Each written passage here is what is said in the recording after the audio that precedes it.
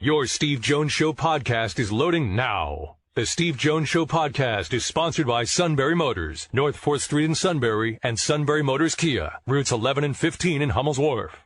And very pleased now to be joined by the outstanding play-by-play voice of the Philadelphia Phillies, getting ready for Game 7, Scott Franzke. Scott, thanks. Welcome back.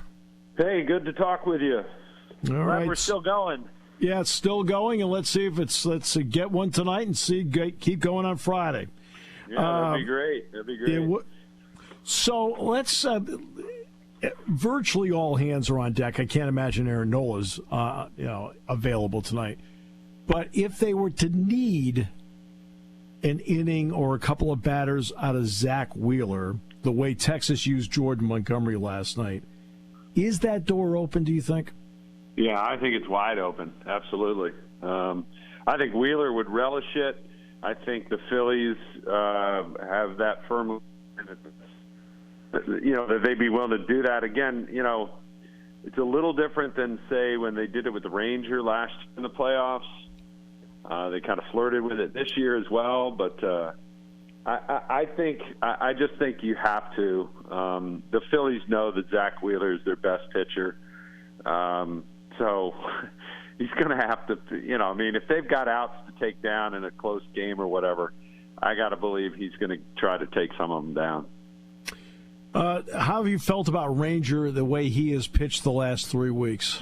He's been great. Yeah, he's really good. He's pitched real deep into games, I guess, and that's not really necessarily his fault.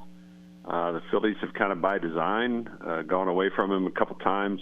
I know in Atlanta that was the case. His first start, he was kind of cut short. That was kind of their plan to go to the bullpen. But I think they feel like he's, as they said yesterday, the right guy, the right time. He's kind of made for this type of situation.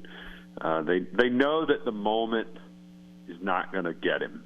The intensity of it, the sort of extreme pressure of it, that's not going to be what gets him. If he doesn't have feel for a pitch or whatever, that's a different story, but it's not going to be the moment that rattles Ranger Suarez. Brandon Pfaff went out and was outstanding in his start. When you looked at him, what made him a tough pitcher? Well, for one, I don't think they saw him real well, and whether that was, getting adjusted to the dome. The lighting in there wasn't great. A lot of the guys were kind of, it wasn't like a sour grapes, but they're like, these domes, you come to these domes, you just don't see as well. That's just a matter of fact. But I will say, I look back to his start a little bit today and kind of watched some of the pitch sequencing and stuff like that again, and he was down with a lot of stuff. He used that sweeper of his down below the zone. He had really good command of it, good location. His fastball, he used it up above the hands, and guys couldn't lay off. And again, not having seen him before, he's able to get away with that at 93, 94. Maybe this time will be different. I don't know. But, the Phillies would definitely need to try to stay off of that fastball that rides up out of the zone. And, they got to get him in the zone because, you go back and what little success they had against him was generally on pitches that were up and up in the strike zone. So, all in all, I think you go back and you look at it, you kind of tip your cap to him because I think he pitched a pretty good game. But, we'll see if they have a better approach against him the second time around. Exactly. In the first 2 games in Philadelphia, Corbin Carroll got on base. He had a broken bat single. And then in Game 2, he led off, and Trey made the error at short. Here's a guy that stole 54 bases. He didn't go either time. Last night, they ran. Now, they probably have more opportunity, but they ran. What's the thought process in watching the aggressiveness with which Arizona played with last night compared to what we saw in Games 1 and 2? Well, I got to be honest with you. I don't think they were all that much more. I know they ended up with 3 more stolen bases, but 2 of them were stolen blind off of Ryan Kerkering. Right. And the other one was a first and third that they were totally willing to give up. They let Christian Walker steal second because they were more worried about the batter and getting out of that inning with 2 outs. So, again, I think the pitchers, the Phillies in general have done a really good job of mixing up looks, mixing up times, whether it's slide step, throwing over, a little bit longer hold, things like that. I think they've done a pretty good job of sort of, mitigating the run game of the Diamondbacks. I still don't feel like the Diamondbacks have been able to sort of play their game the way they totally want to play it. Now, last night, again, the Phillies scored one run. The bigger issue here is the way the offense has gone the last four games. To me, that's the central issue. And, I mean, Schwarber's hit a lot of home runs, but they're all solos. Nobody's on base for him. Castellanos hasn't had a hit since his first at-bat of the series. Seven and, of course, 9 with Rojas, they've done virtually nothing the entire series.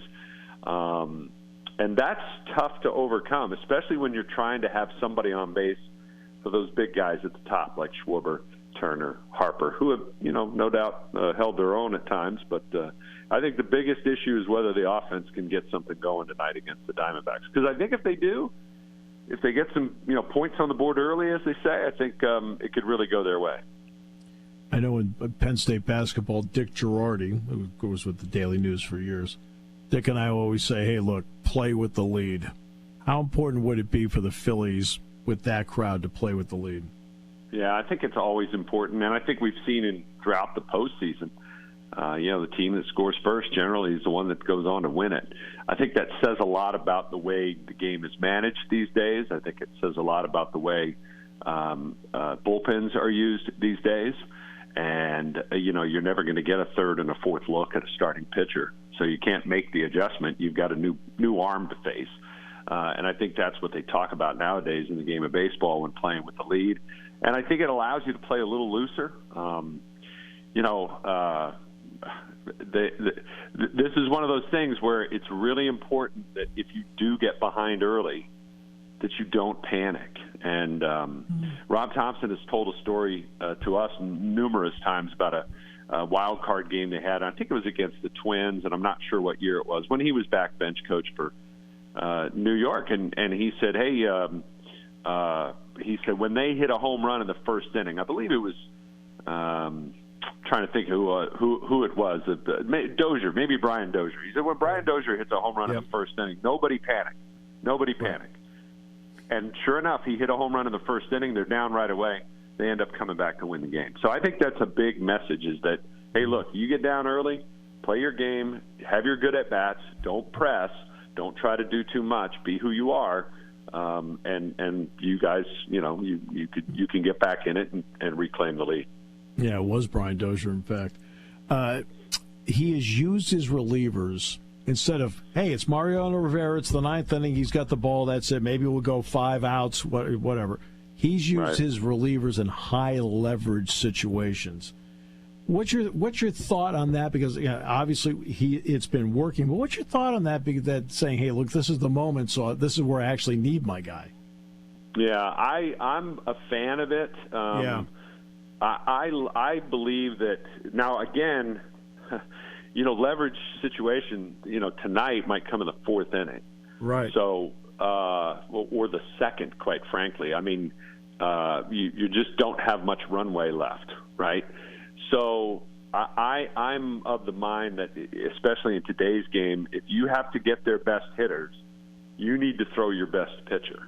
And, by and large, for the Phillies, and especially against Arizona, that means Jose Alvarado against the top of their order. Doesn't matter if the guy's left-handed or right-hander. That's the best. Those are the best hitters that the Diamondbacks have, and those are the guys that Alvarado's got to get. Now that means somebody else has to get the other righties, who still are dangerous lower in the order. But again, I think it's the right way for this bullpen to be managed, and that is, hey, I got a situation developing here in this inning, in this spot, that could totally change the game. I need my best guy on the hill. And generally that's Alvarado. And does that then go back to my original question about, is that guy actually tonight early Zach Wheeler? Yeah, it might be. It could very well be. Now, I highly doubt you're going to see Wheeler come into a game with traffic on the bases. Right. Yeah. I think what they do is they use somebody like Hoffman to kill the inning. Dominguez to kill the inning if they can, and then go to Wheeler for, a clean inning, a clean couple of innings, or a one, maybe even just a 1+ or whatever the case might be. He says he throws anywhere between 15 and 40 pitches on his side day, and I know Zach is a guy who likes to keep his arm moving every single day. He's told me before, he goes, I go out and I throw every single day. Now, it's not always full speed ahead or anything like that, but he is going to get his arm, as he likes to say, kind of get the blood going. So he'll be ready to go. This would be his work day anyways. And again, you could get 40 pitches, couple innings, right? Maybe even into a 2+. I don't know.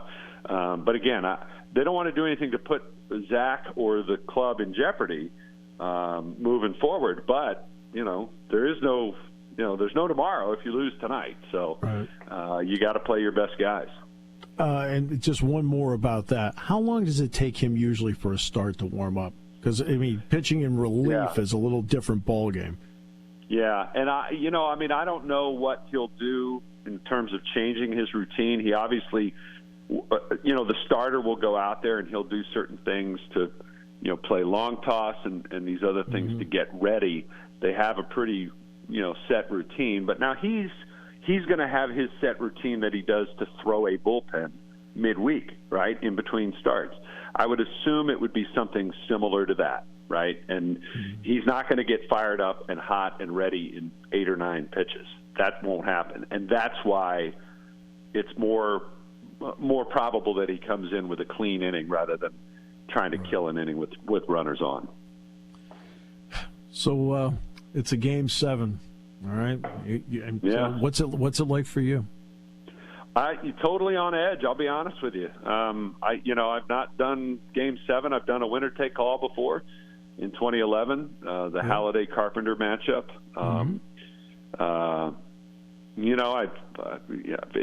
It's cool.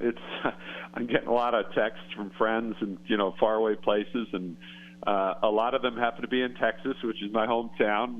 That's where I grew up, and that was the first team I worked for, so they're wondering if I'll be there on Friday night or not. So,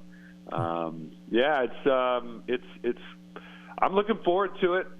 Should be a fun experience, and it's been a great run, been a great ride for the team, and we certainly hope it continues.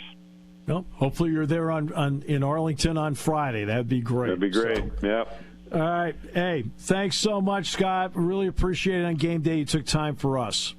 Yeah, no problem. Talk to you again soon.